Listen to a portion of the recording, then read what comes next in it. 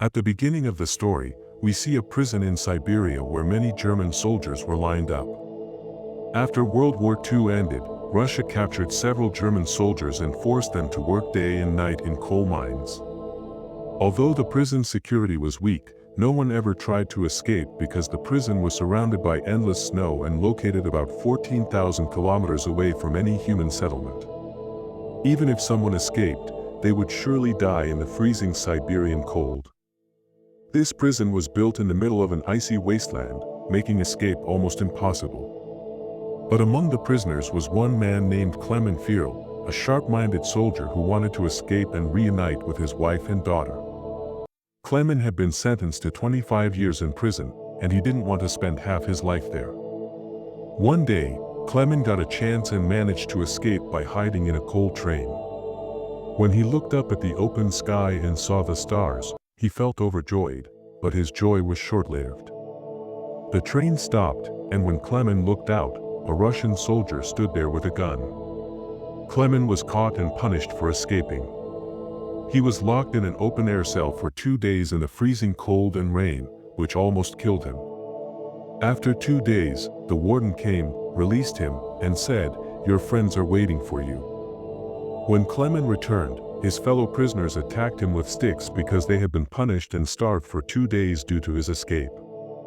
He was beaten so badly that he was taken to the prison hospital. The doctor there was also a German prisoner. When Clement woke up, he told the doctor he wanted to try escaping again and needed his help.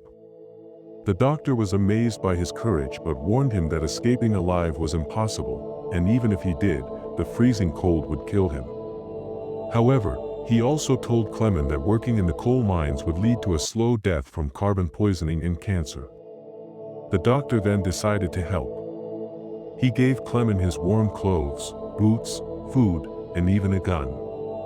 The doctor had once planned to escape himself, but recently discovered he had cancer and only a month to live. He handed Clement a lunchbox and said, "If you survive, please deliver this to my family and tell them I'm gone."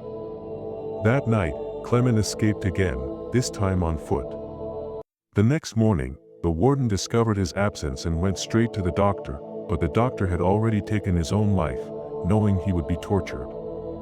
Soldiers were sent out to find Clement, but heavy snowfall erased his tracks. Everyone assumed he was dead, except the warden, who knew Clement was too strong to give up. Meanwhile, Clement kept walking through snowstorms. After 9 days, he dreamt of being rescued by sled dogs, only to wake up and realize it was a dream. Starving and weak, he kept walking until he saw a seal. He tried to shoot it but missed due to exhaustion. Desperate for food, he chased it but fell into icy water, injuring his leg. Despite the pain, he continued and finally shot the seal. For the first time in days, he ate well and regained strength. To stay sane in the endless white wilderness, he talked to himself and used a compass to stay on course. After 2 months of walking, he finally saw a small tree, proof that he had crossed the icy plains and reached the edge of a forest. Overjoyed, he hugged the tree and built a fire to sleep peacefully for the first time in months. However, a violent snowstorm hit the next day, and a large tree fell on him. Luckily, 2 gold seekers passing by found and saved him. The 3 continued their journey together. Later, while crossing a river on a wooden raft, one man fell into the water.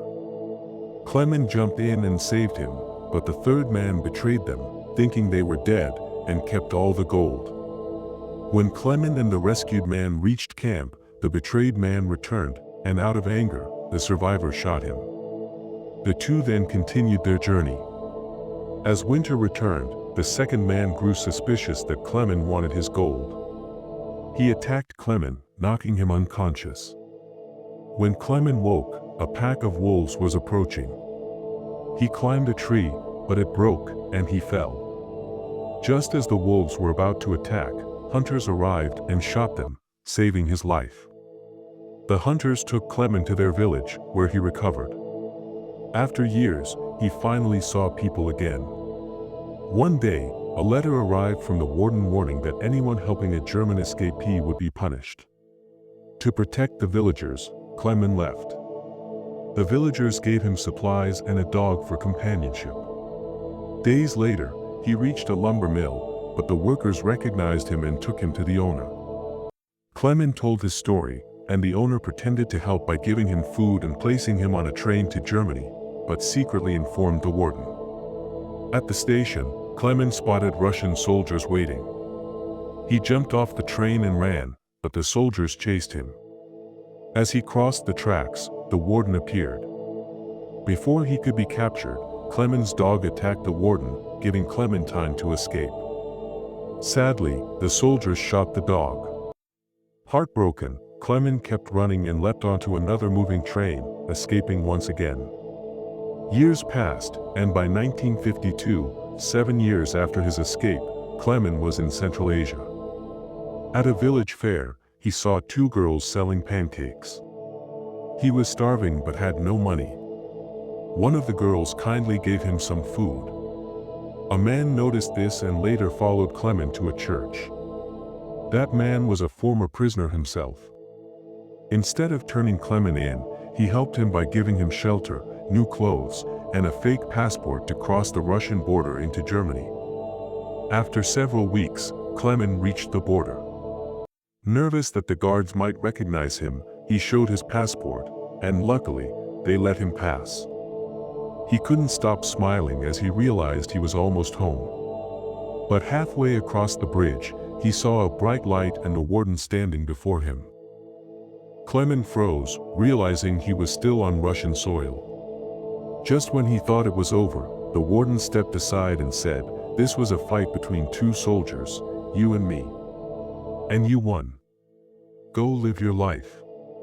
Clement finally crossed the border into Germany. He went home and saw his wife and daughter. When they went to church, he quietly followed. His daughter turned, saw him, and ran into his arms. His wife, too, couldn't believe her eyes. After years of struggle, the family finally reunited, and thus ended this true story-based film.